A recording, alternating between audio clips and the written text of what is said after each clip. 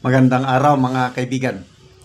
Bigyan natin ngayon ng reaction opinion itong post na ni Dr. Richard and Erica Mata. Sabi nila, Supreme Court, we need your guidance. Isinare lang nila ang post ng GMA Public Affairs. Tignan, listahan ng mga nakatanggap umano ng porsyento kapalit ng pagpapatuloy ng mga proyekto. Mga pangalan ito ng mga kongresista. Ang nangunguna sina Speaker Martin Romualdez, di umano allegedly, kasi statement ito ng mga Diskaya.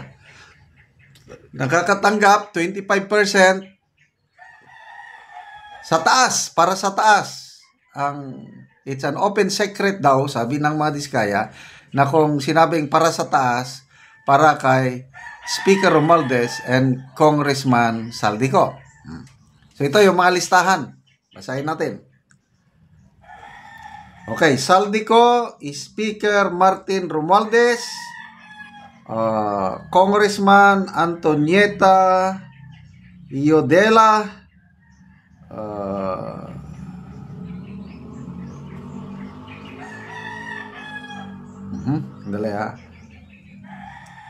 Congressman Roman Romulo o Pasig, Congressman Jojo Ang Oswag Ilonggo Party List, Congressman Patrick Vargas of Quezon City, Congressman Juan Carlos Atayde of Quezon City, Congressman Nicador Briones of Agap Party List, Congressman Marcelino Teodoro of Marikina, Congressman Floreda Robles of San Jose del Monte, Bulacan, Congressman Leandro Jesus Madrona of Romblon,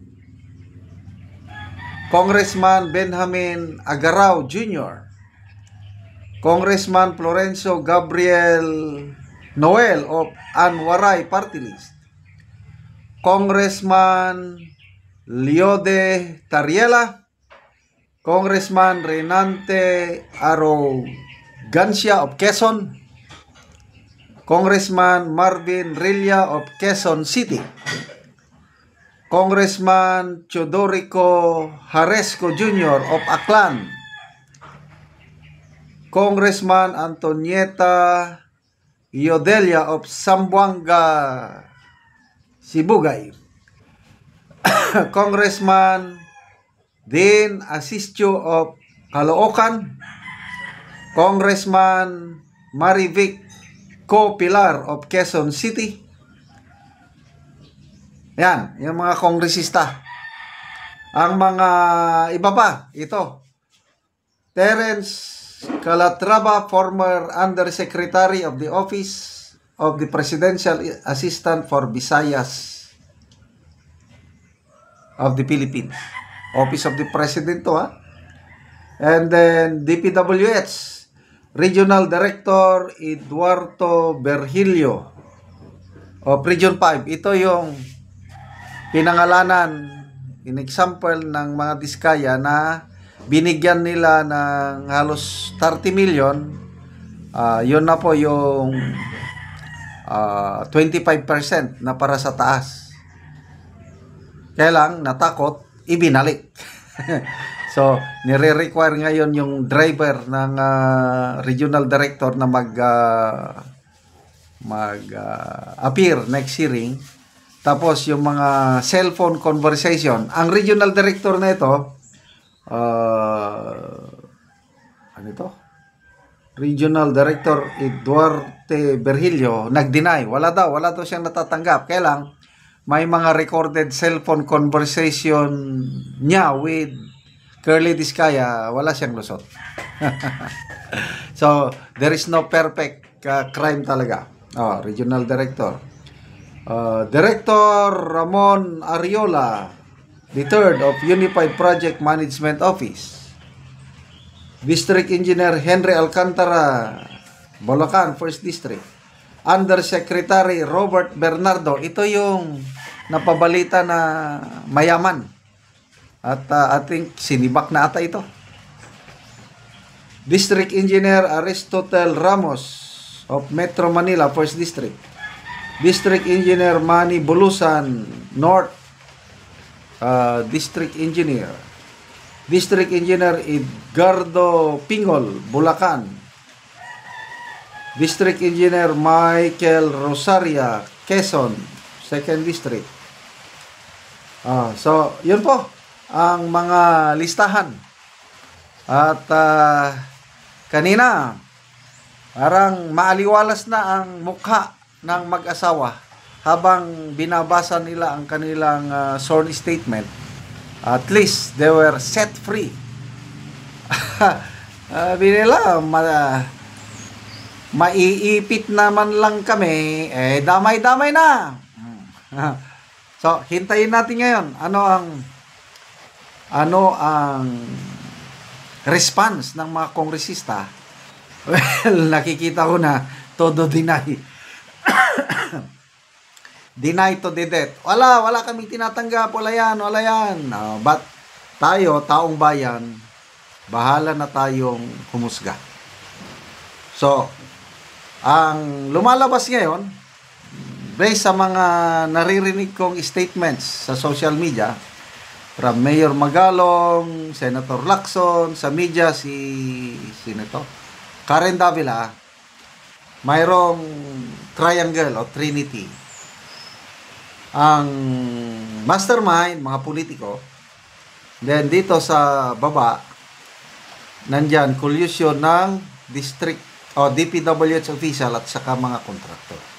So, ang mga kontraktor, napipilitan na lang. Yun ang pahayag ng Madiskaya na nung una, maganda pa naman ang takbo ng kanilang negosyo, yung patas na labanan. Later on, nung iniipit na sila, maawardan sila. Yung malinis na paraan, tapos iipitin. Ika-cancel yung contract kung hindi magbigay. O yun, napilitan na lang silang magbigay. Ganon ang kwento kanina na napakasakit, Kuya Bonget, ang nangyari sa ating bayan. Napakasakit, Kuya Curly, sabihin ko sa iyo kung ano ang gagawin. Tama yung ginawa nila, nagsabi na lang ng totoo. Okay, salamat mga kaibigan sa inyong pagsubaybay sa ating channel. Nakakatulong kayo ng malaki sa tribong Talandig ng Bukidnon dahil ang income natin sa channel na ito is pantulong natin sa tribo. Namimigay tayo ng mga libreng yero at pako para makapagpatayo ang tribo ng mas maayos nilang tahanan. Panoorin niyo ang video na ito.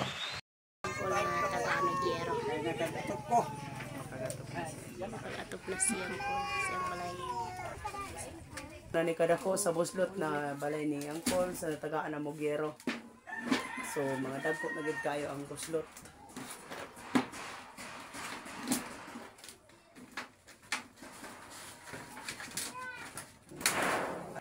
So karon pag hindi mo mapuli ang Moguero. Oo, karon pagod. So mag-atop na ka, Kol. Oo. Pasalamat ko kay natagang ko para atop. Oo, sige pa. So 30 na katuig ang balay ni Angkol sa inani ng Gitsura. So mag-atop na siya karon. Ana, may santina.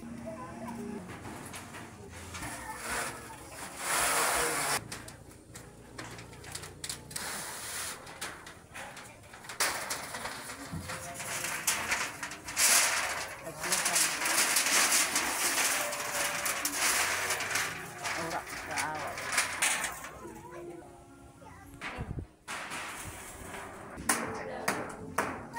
Samay.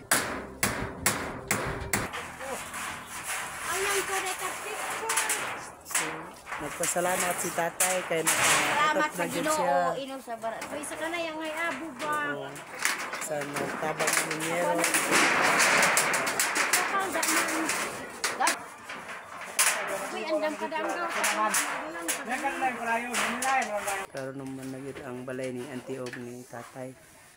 So kuan na gid siya, nakaatop na gid sila sa ilang balay. Salamat to Ginoo amin naggiya tinabangan kay para makag-atop kay ta nalarak dayon ihabalay. Mm. So nagbisaya si nanay sa yang talaandig nga salamat daw sa Ginoo sa tabang sa video. Salamat ante.